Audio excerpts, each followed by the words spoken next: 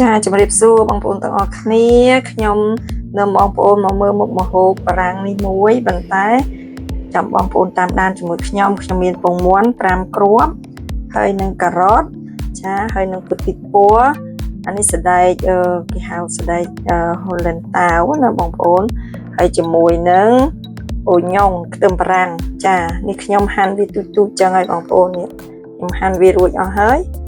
ចឹងខ្ញុំហាន់វាជាទូចហើយការ៉ុតនេះដូចគ្នាដែរខ្ញុំហាន់វាជាទូចចឹងចាហើយនឹងនំប៉័ងខ្ញុំចឹងសូមបងប្អូនតាមដានជាមួយខ្ញុំថាខ្ញុំធ្វើម្ហូបស្អីជាមួយនឹងនំប៉័ងនេះហើយនឹងសណ្ដែកគ្រាប់សណ្ដែកខៀវនេះចាចឹងសូមបងប្អូនតាមដានទាំងអស់គ្នាចាបងប្អូនឥឡូវនេះខ្ទះខ្ញុំក្តៅហើយខ្ញុំដាក់ខ្ទះហើយខ្ញុំយកនេះខ្ញុំលីងយកខ្ទឹមបារាំងការ៉ុតនេះចាខ្ញុំយកវាមកលីងជាដំបូងខ្ញុំដាក់ខ្ទឹមបារាំងចូលចា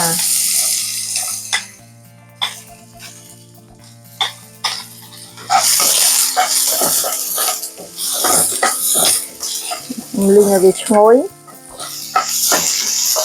rồiហើយខ្ញុំដាក់ការ៉ុតចូល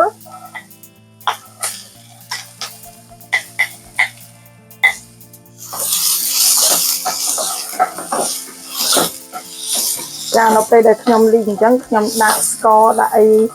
ទឹកត្រីបន្តិចចូលដែរ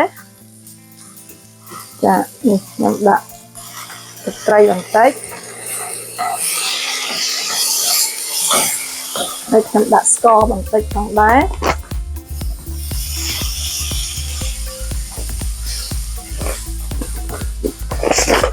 ចាយើងដាក់ប្រហែល1កូនស្លាបព្រា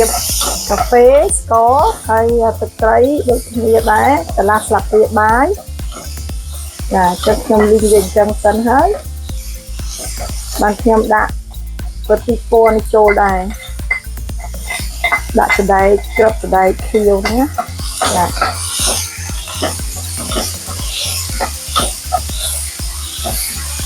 ហើយយើងឆាឲ្យវារៀងឆ្អិនបន្តិចយើងអត់មានដាក់ប្រេងខ្យងដាក់អីទេយើងដាក់តែទឹកត្រីស្ករហើយជាមួយនឹងហ្នឹងហើយយើងដាក់អំបិលចូលបន្តិចយើងអត់ដាក់ច្រើនប៉ុន្មានទេអំបិលដាក់តែបន្តិចបានហើយជាមួយនឹងម្រេចចាខ្ញុំដាក់ម្រេចបន្តិចដែរឲ្យវាឈ្ងុយហ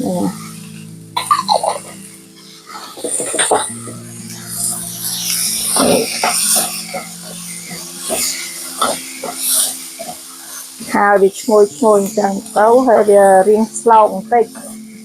ចាហ្នឹងហើយអញ្ចឹងប៉ុណ្ណឹងហើយយើងបិទភ្លើងទៅបានហើយយើងអត់យកឲ្យវាឆ្អិនពេកប្រហែលទេបងប្អូនទីទៀតខ្ញុំយកវាទៅដាក់ជាមួយនឹងនេះទៀតដាក់ជាមួយនឹងនំប៉័ងចាចឹងអានេះជាការស្រេចហើយខ្ញុំបិទភ្លើងហើយខ្ញុំដួសវាដាក់ចានមួយឡែកសិនចាខ្ញុំដួសវាដាក់ចាន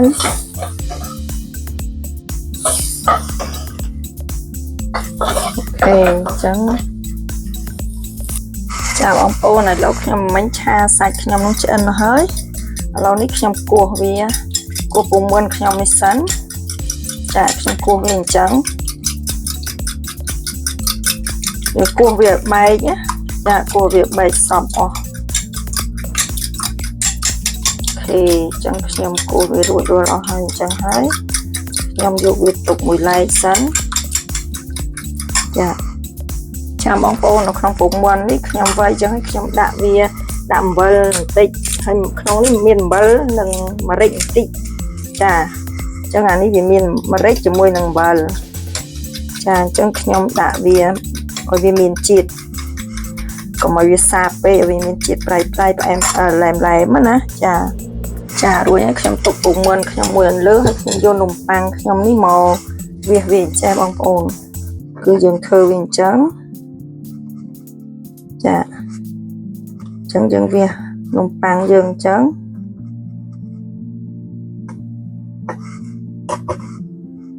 ហ្នឹងហើយ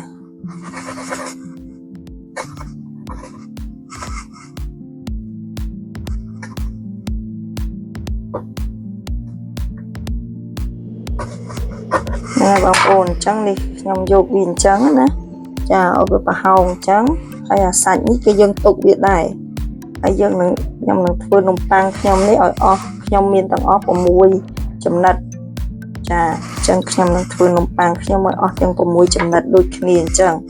គឺយើងយកវាមកយើងវាអញ្ចឹងកុំឲ្យវាដាច់ណាទុកធ្វើម៉េចឲ្យវានៅការ៉េខាងក្រៅហ្នឹងចា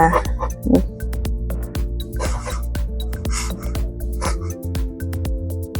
អូខេអញ្ចឹងបងប្អូនធ្វើអញ្ចឹងឲ្យអស់មកចាយើងធ្វើអញ្ចឹងឲ្យអស់នំប៉័ងយើងនេះមកអូខេបងប្អូនឥឡូវនំប៉័ងខ្ញុំវារួចអស់ហើយនេះអញ្ចឹងឥឡូវខ្ញុំយកវាទៅដាក់ចៀនចាបងប្អូនឥឡូវខ្ញុំដាក់ខ្ទះធម្មតាបើយើងមានបឿយើងលាបបឿប៉ុន្តែខ្ញុំអត់មានបងប្អូនខ្ញុំអត់បានទិញបឿយកមកចឹងទៅខ្ញុំដាក់ខ្លាញ់ហ្នឹងហើយយើងអត់ដាក់ច្រើនណានេះខ្លាញ់យើងដាក់ល្មមតិចហើយយើងដាក់នំប៉័ងនេះចូលបងប្អូននំប៉័ងនេះយើងដាក់វាចូលអញ្ចឹងណាចាដាក់ចូលអញ្ចឹងហើយយើងដាក់ពងមាន់ចានេះពងមាន់ដែលខ្ញុំវាយឲ្យបែកមិញណាចាអញ្ចឹងយើងដាក់ពងមាន់ចូលហើយយើងដួសវាមកហ្នឹងហើយយើងដួសវាឲ្យល្មមណាបងប្អូនដាក់វាចូលនៅក្នុង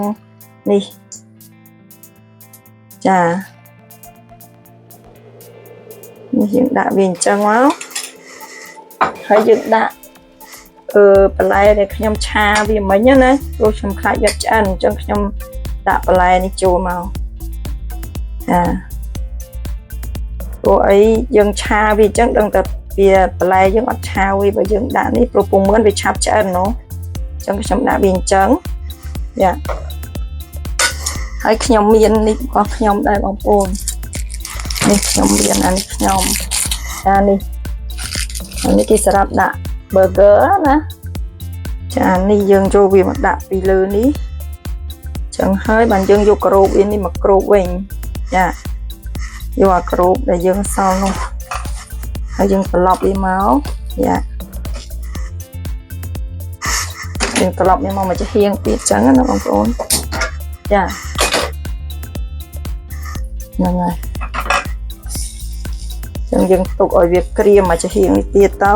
ជាការស្រេចបើបងប្អូនមានប៊ឺដាក់ប៊ឺឈ្ងុយជាងប៉ុន្តែខ្ញុំអស់ប៊ឺទៅចាបងប្អូនហ្នឹងហើយឥឡូវយើងត្រឡប់វាមើលនេះវាអត់ទាន់នេះទេបងប្អូនអញ្ចឹងយើងដាក់វាបន្តិចទៀតឲ្យវាក្រៀមបន្តិចចាអញ្ចឹងយើងទុកឲ្យវាក្រៀមបន្តិចហើយបងប្អូននេះយើងឆ្អិនហើយចាអញ្ចឹងបងប្អូនធ្វើបន្តធ្វើអញ្ចឹងទៀតទៅចានេះយើងបន្តធ្វើវាអញ្ចឹងទៀតទៅយើងដាក់វាមួយទៀតមកយើងដាក់ខ្លាញ់ណាយើងដាក់ខ្លាញ់ហើយយើងដាក់នំប៉័ងនេះមកហើយយើងដាក់ពងមាន់នេះមកចា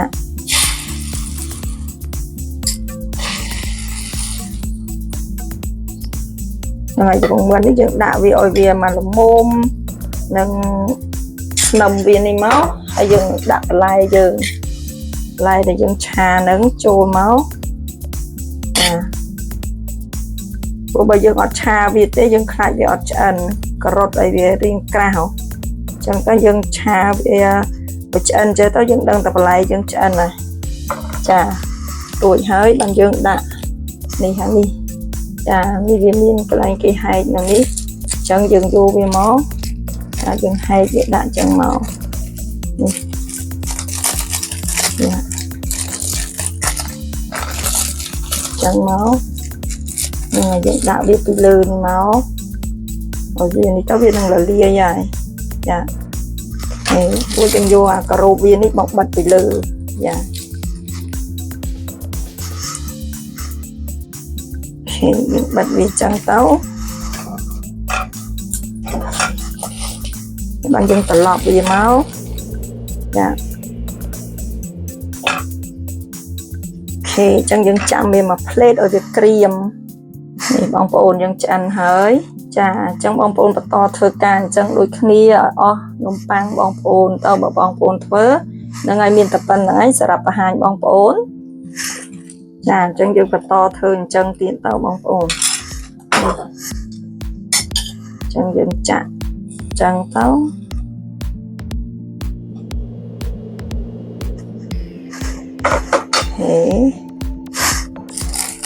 យើងនឹងយកនេះមកដាក់មក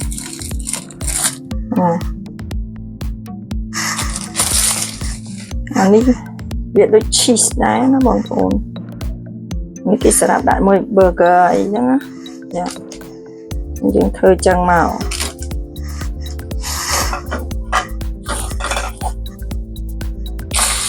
បងប្អូនយើងប្រែវាចឹងមកហ្នឹងហើយ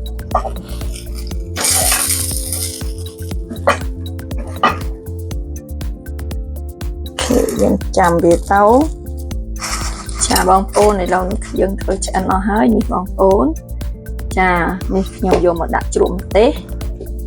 ចឹងបងប្អូនសូមអញ្ជើញឆ្ងាញ់ជាមួយខ្ញុំបងអាពីទីហ្នឹងហើយអញ្ចឹងយើងពុះវាចឹងមកនេះចឹងណាបងប្អូន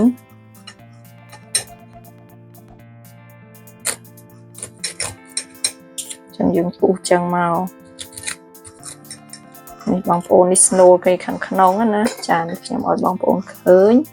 ចានេះខាងក្នុងយើងដែលមានបតិពណ៌មានសណ្ដែកមានការ៉ុតអីហ្នឹងណាចាអញ្ចឹងយើងញ៉ាំអញ្ចឹងមកអូចានេះឆ្ងាញ់ណា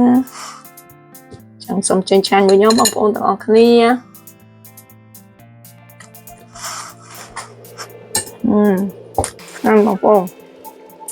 បងប្អូនសាក់ធ្វើញ៉ាំ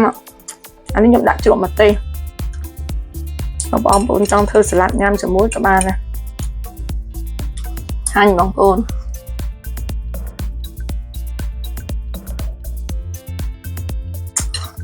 ហ្នឹងហើយបងប្អូនសាក់ធ្វើញ៉ាំទាំងអស់គ្នាអូខេអរគុណច្រើនបងប្អូនដែលបានជួយគាំទ្រវីដេអូខ្ញុំជួបគ្នាវីដេអូក្រោយទៀតសូមជួយចុច share like ម្នាក់មួយផងបងប្អូនអរគុណច្រើនបាយបាយ